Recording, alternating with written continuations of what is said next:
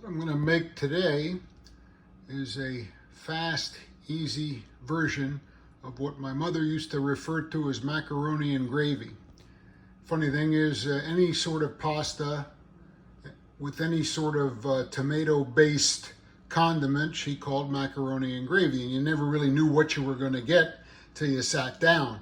My father liked ziti best because he said he could put the fork through the tubes and it was easier to eat that way.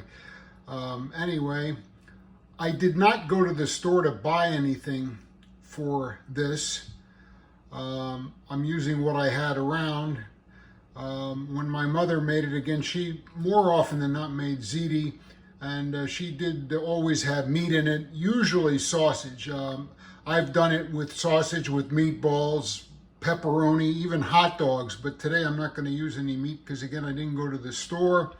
What I'm going to make is 1 pound of pasta ziti.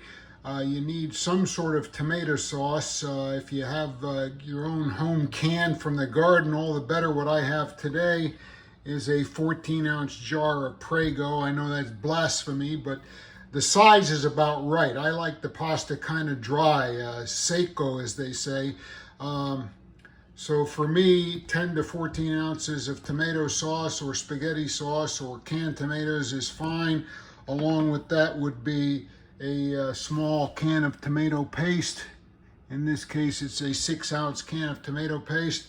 I have 1 sweet onion. It's a big one. I might not use the whole thing. 1 green pepper and some herbs and spices, garlic powder, onion powder, basil, oregano, salt, pepper, minced garlic.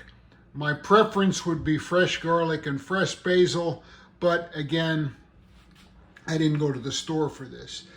I will once more say I use a relatively small amount of, and I'm not going to get into the sauce gravy debate. In this case, I would almost call it a condiment because I don't use all that much. I've been in line at the grocery store behind people my mother would refer to as medigans, who will buy 1 pound of spaghetti and 4 large jars of ragu. I don't know what they're going to do with all that, but I like it a little dry.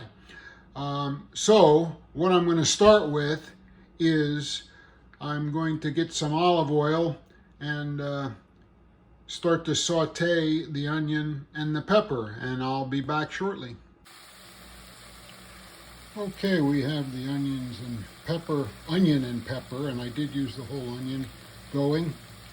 My intention here is not to brown the onion or pepper. If I had meat in there, of course I would want to brown that, but rather to soften them up.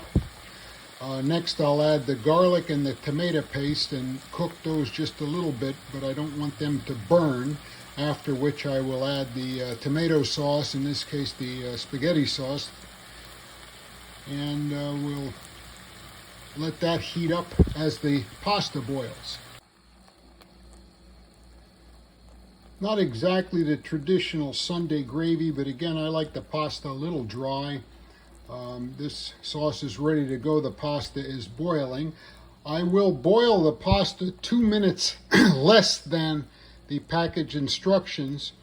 Once I drain it, I'm going to save about a 1/4 cup of the pasta water to get that starch, and then it's all going into this pot, and it's going to finish cooking in the sauce or gravy. And here we are again. The pasta was cooked 2 minutes less than the package instructions. Added to the pot of sauce with about a 1/4 cup of the pasta cooking water, the starchy water. Now I'm going to cover this and cook this on low for a few minutes while I clean up the kitchen, and then we'll take it to the table. Here we are. A tavola, as they say, all ready to eat.